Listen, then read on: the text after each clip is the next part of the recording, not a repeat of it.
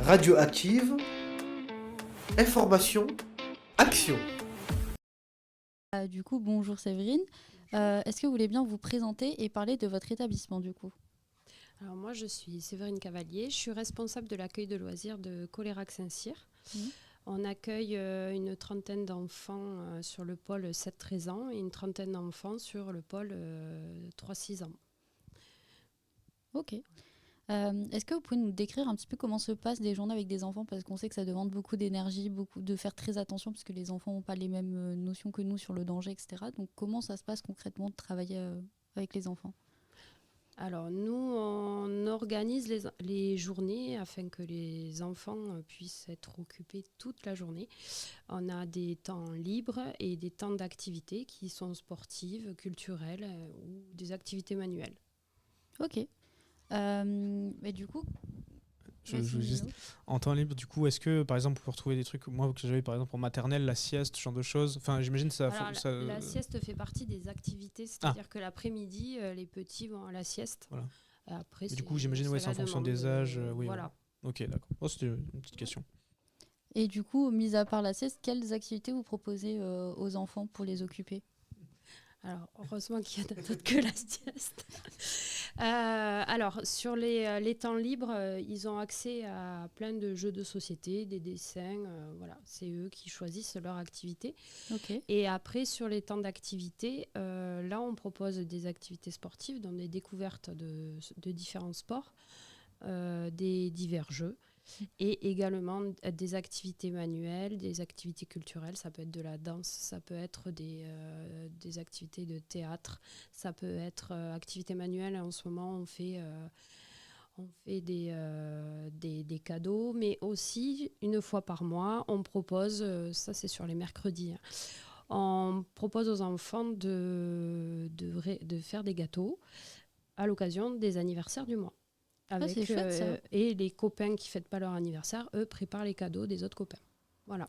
Ok, et du coup, pour, comme vous le disiez, des ateliers, que ce soit la danse, tout ça, est-ce que vous faites appel à pas des professionnels, mais des intervenants où vous organisez tout ça Alors, nous, on essaye de travailler avec les associations locales, avec les clubs sportifs notamment, le club des aînés ruraux. On fait des activités intergénérationnelles.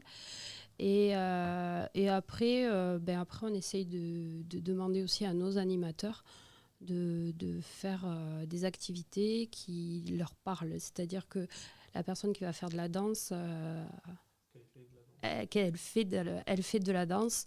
Et après, voilà, c'est surtout les animateurs qui sont une source de propositions pour les mercredis.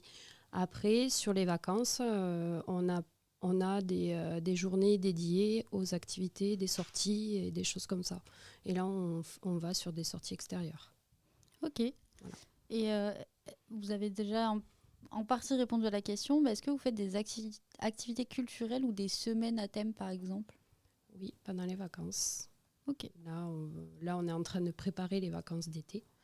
Donc, on est ouvert 6 semaines sur l'été, par exemple, et on fait 3 semaines sur un thème et 3 semaines sur un autre thème. D'accord. En général, fin juillet, on fait un spectacle. Ok. Enfin, les enfants font leur spectacle parce que c'est eux qui préparent l'ensemble du spectacle sur le thème proposé. Et ça, je ne peux pas vous le dire pour le moment. Ok, parce que justement, j'allais demander des exemples de thèmes, mais si c'est surprise... Et pour le moment, c'est surprise. Et voilà, des choses qu'il y a eu les années précédentes Alors, des choses qu'il y a eu les années précédentes. Oui, le dernier thème, c'était... J'ai un trou.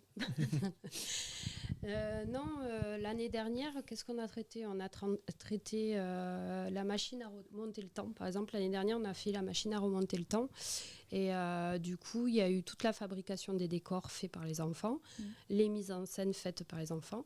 Et on a une participation de nos ados aussi, parce que j'ai oublié de parler de notre espace jeune, qui s'occupe d'organiser tout ce qui est décor, faire passer les décors.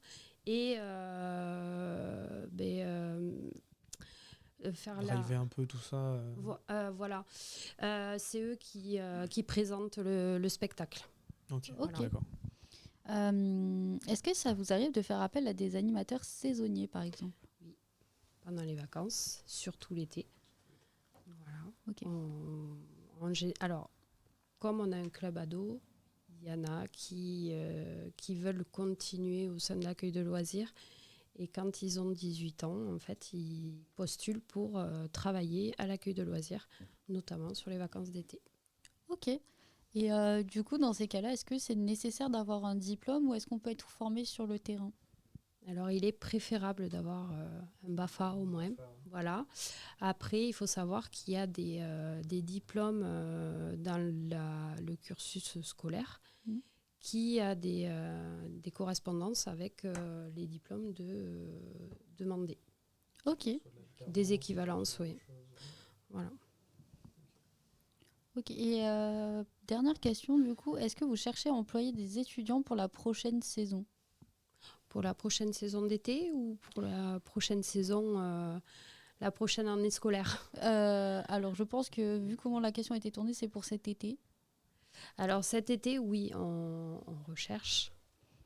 Après, je ne vous cache pas que j'ai eu quand même des CV, des personnes qui ont notamment passé le BAFA, leur stage BAFA, qui reviennent, mais en tant que titulaire du BAFA. Donc voilà. Ok. Et de la saison qui va arriver du coup scolaire, est-ce que vous prévoyez Oui, on cherche. Après, je ne suis pas encore projetée, mais oui. il faut le temps de. Oui, on va recruter. C'est pas ok. Voilà. D'accord. Et dans ces cas-là, si par exemple demain je suis embauchée au centre aéré, par exemple, on me confierait jusqu'à combien d'enfants si j'ai un BAFA ou non, du coup, si Alors, ça change? un BAFA ou non, ça ne change pas. Ok. Après, tout dépend du. Après, il y a des taux d'encadrement à respecter. Donc, voilà. On peut mettre 100 enfants à une personne. Ouais. Non, on ne fait pas ça. Ouais, j'imagine. Non, on ne fait pas ça. Une douzaine d'enfants, déjà, ça serait bien. Ok. Voilà. Ok. Ben, merci beaucoup d'avoir répondu à nos questions. Je ne sais pas si Nino t'en avait d'autres. Bon, vous avez tout répondu, c'était nickel. Je sais pas si toi, Alicia, tu as des choses à. Non, j'ai rien à rajouter. Très bien. Mais écoutez, merci beaucoup d'avoir été avec Merci à nous, Séverine. Radioactive, le savoir c'est le pouvoir.